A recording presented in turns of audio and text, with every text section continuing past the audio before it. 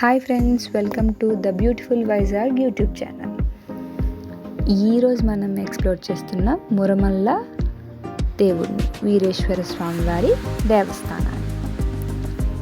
ఇగోండి, ఇది మనకి కాకినాడ నుంచి అమలాపురం వెళ్ళే రోడ్లోనే మురమల్ల అనే ఒక ఊరు వస్తుంది.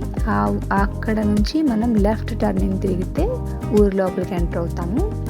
ఇది చాలా చాలా చాలా ప్రత్యేకమైనటువంటి ఒక దేవస్థానం అండి. ఎందుకో చెప్తాను. ఇక్కడ మురమల్ల గుడిలో ఎవరైతే వివాహం కాని వాళ్ళు వివాహం జరిపించినట్లయితే స్వామివారికి, వీరేశ్వర స్వామివారికి, వాళ్ళకి ఖచ్చితంగా వివాహం అనేది వితిన్ 3 monthsలోనే జరుగుతుందని ఒక నమ్మకం అయితే ఉంది.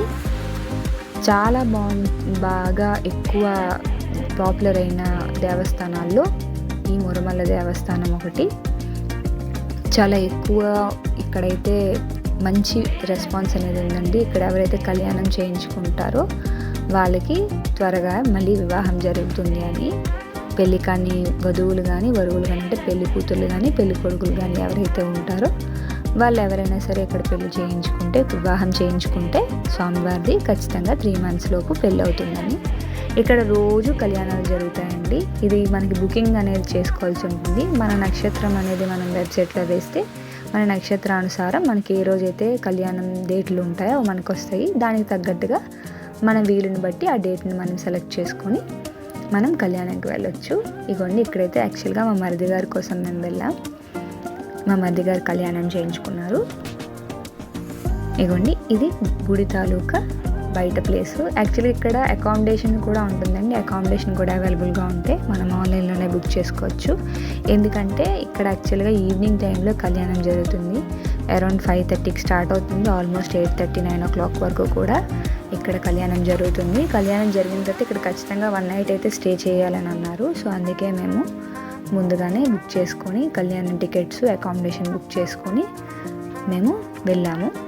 ఇదిగోండి, ఇది ఎంట్రన్స్. వీరేశ్వర స్వామివారి దేవస్థానం అని రాసింది కదా, ఇది ఎంట్రన్స్. ఇదిగోండి, ఇక్కడ చూసారా, స్వామివారిని కళ్యాణంకి రోజు ముందు మండపంలోకి తీసుకొచ్చే ముందు రోజు కూడా ఇక్కడ ముందు స్వామివారిని ఊరేగిస్తారు గుడి చుట్టూ కూడా. మీకు మళ్ళీ చెప్తున్నానండి, ఇక్కడ రోజు కళ్యాణం అవుతుంది. నిత్య కళ్యాణం పచ్చతోరణం అనమాట. ఇక్కడ రోజు కళ్యాణం స్వామివారికి ఖచ్చితంగా జరుగుతుంది. రోజులతో కానీ తిథులతో కానీ సంబంధం లేదు. భక్తులు ఎవరు లేరన్నా కూడా కనీసం బ్రాహ్మణులైనా సరే స్వామివారికి కళ్యాణం చేసేస్తారు ఇక్కడ దానికి స్థల పురాణం కూడా ఉంది. ఎందుకు స్వామివారికి రోజు కళ్యాణం ఇక్కడ జరిగించాలి అనేది కూడా ఇక్కడ ఉంది. అదంతా కూడా మీరు ఒకసారి గూగుల్ చేసినట్లయితే తెలుస్తుంది ఎందుకు ఏంటి అని. ఇక్కడ యాక్చువల్గా ఎందుకు చేస్తారంటే స్వామివారి ఆగ్రహ రూపం అనేది చల్లబరచడానికి ఒక మొత్తం ఒక ఇది ఉంటుంది, స్టోరీ ఉంటుంది. సో అందువల్ల పెళ్లి చేస్తే ఆగ్రహం అనేది తగ్గుతుందని చెప్పి వీరభద్ర స్వామికి పెళ్లి జరుగుతుందన్నమాట. భద్రకాళి దేవిని ఇచ్చి అక్కడ పెళ్లి చేస్తారు. ఆ స్టోరీ అంతా ఉంది ఇక్కడ. వాల్స్ మీద కూడా మెన్షన్ చేసి ఉంది. ఇగోండి, స్వామివారిని మీకు చూపిస్తున్నాను. ఇది మండపం, కళ్యాణం చేసే మండపం అనమాట. పైన అక్కడ స్వామివారు ఉంటారు. స్వామివారు అలాగే అమ్మవారు ఇద్దరు ఉంటారు. కిందన ఎవరైతే చేయించుకుంటారో ఆ భక్తులందరూ కూడా కిందన కూర్చొని ఉంటారు. సామాగ్రి అది మనం కొనుక్కోవాల్సి ఉంటుంది. ఇగోండి, ఇక్కడ అమ్మాయిలు అబ్బాయిలు అలాగే దంపతులు ఎలా వస్తారు అంటే, ఇక్కడ ఎవరైతే పెళ్లికాని అమ్మాయిలు పెళ్లికాని అబ్బాయిలు పూజ చేయించుకున్న తర్వాత కళ్యాణం ఒక వివాహం అనేది జరిగిన తర్వాత మళ్ళీ దంపతులు ఇద్దరూ కలిపి వచ్చి ఇక్కడ మళ్ళీ వివాహం జరిపించుకోవాలి, స్వామివారి కళ్యాణం జరిపించుకోవాలి. అలా జరిపిస్తే మంచిది అని ఇక్కడ నమ్మకం.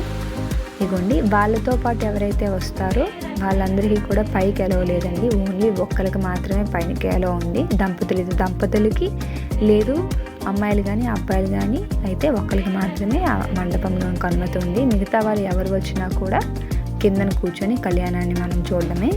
ఇవ్వండి, వీళ్ళందరూ కూడా ఎవరెవరు కోరికలను బట్టి, ఓన్లీ వివాహం అనే కాదండి, కోరికలను బట్టి కూడా ఇక్కడ తిథులు అవి వస్తాయి. నక్షత్రాలు బట్టి మనకి ఏ విధమైనటువంటి కోరికలు, ఆర్థిక పరంగా కానీ ఆరోగ్యపరంగా కానీ ఎటువంటి సమస్యలు ఉన్నా కూడా కళ్యాణం మనం చేయించుకుంటే మంచిదని అందరికీ అభిప్రాయం. సో మనకి వెబ్సైట్లో ఉంటుంది.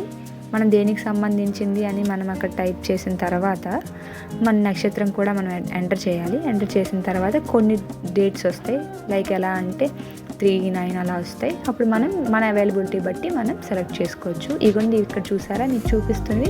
ఇక్కడ అమ్మవారికి అయ్యవారికి బట్టలు చూపిస్తాం కదా, ఆ బట్టలు చూపించినవి వాళ్ళు అక్కడ తీసుకుంటారు కదా, వాటిని మళ్ళీ ఈరోజు కళ్యాణం అయితే ఈరోజు వచ్చిన బట్టల్ని మరుసటి రోజు వేలం వేస్తారు. ఆ వేలంలో మనం కొనుక్కోవచ్చు, అమ్ముతారనమాట, మనం తీసేసుకోవచ్చు. ఇగోండి ఇదంతా కూడా పైన వాళ్ళందరూ కూడా ఏమైతే కళ్యాణం జరిపించుకుంటున్నారో వాళ్ళు పైన ఉంటారు. ఇగోండి వీళ్ళందరూ కూడా ఎవరైతే వెళ్తారో వాళ్ళకి తోడుగా కానీ లేదంటే మామూలు దర్శనం కానీ ఎవరైనా వెళ్తారో చూడడానికి, కళ్యాణం చూడడానికి, వాళ్ళందరూ కూడా కిందన కూర్చొని కళ్యాణాన్ని వీక్షించవచ్చు ఇక్కడ నుంచి. ఇదిగోండి ఇక్కడైతే ఆల్రెడీ స్టార్ట్ అయింది కళ్యాణం. పంతులు గారు ఆల్రెడీ స్టార్ట్ చేసేసారు.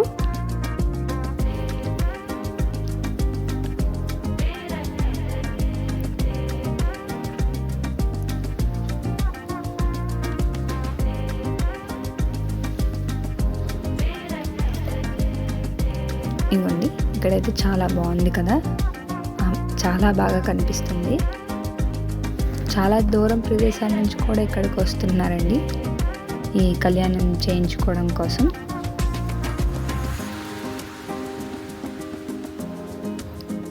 ఇవ్వండి ఇక్కడ చూపిస్తున్నారు ఒక్కొక్క ఏదైతే చేయాలో కళ్యాణంలో ఒక్కొక్క పద్ధతి, ఆ పద్ధతులన్నీ కూడా చాలా జాగ్రత్తగా చేస్తున్నారు.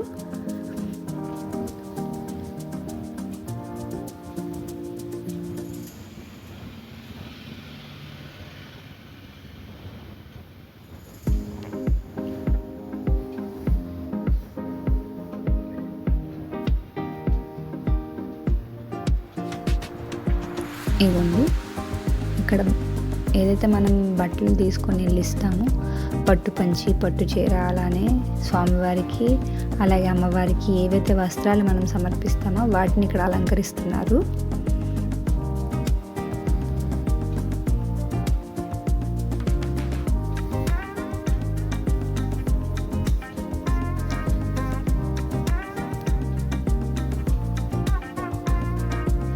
ఇగోండి ఒకదాని తర్వాత ఒకటి పద్ధతిగా చాలా దినిగా చేస్తున్నారండి.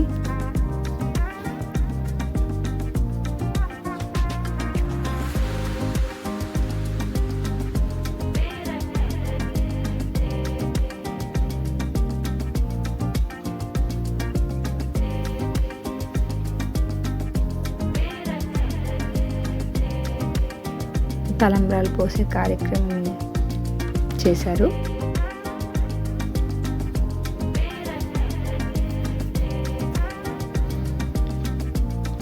ఒకదాని తర్వాత ఒకటి స్టెప్ బై స్టెప్ మనకి కళ్యాణాలు చూస్తుంటాం మనం. అలాగే స్టెప్ బై స్టెప్ ఇక్కడ కళ్యాణాలు అనేవి చేస్తున్నారు. ఎంత బాగా చేస్తారు అని అనిపించింది. నిజంగానే ఇలా చేస్తారా స్వామికి, వారికి రోజు చేస్తారా అనిపించింది.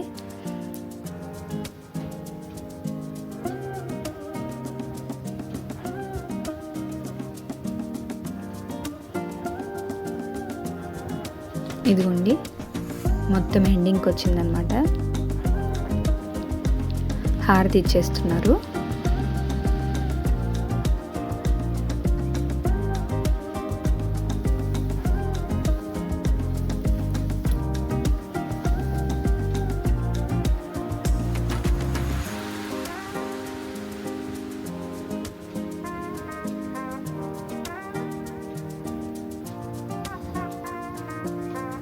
కింద ఉన్న వాళ్ళంతా కూడా అక్కడి నుంచి ఓన్లీ చూడడం వరకే. కింద అమ్మాయిలు కానీ అబ్బాయిలు కానీ ఏమీ చేయవలసిన అవసరం లేదు. వాళ్ళు తీసుకెళ్ళినటువంటి ఏవైతే బట్టలు కానీ లేదంటే పూజా సామాగ్రి ఉన్నా కూడా ముందు మనం అన్నీ కూడా బ్యాక్ సైడ్ తీసేసుకొని అక్కడ ఉన్న పూజారులే వాటిని ఒకదాని తర్వాత ఒకటి స్వామివారి దగ్గర తీసుకొచ్చి సమర్పిస్తారనమాట.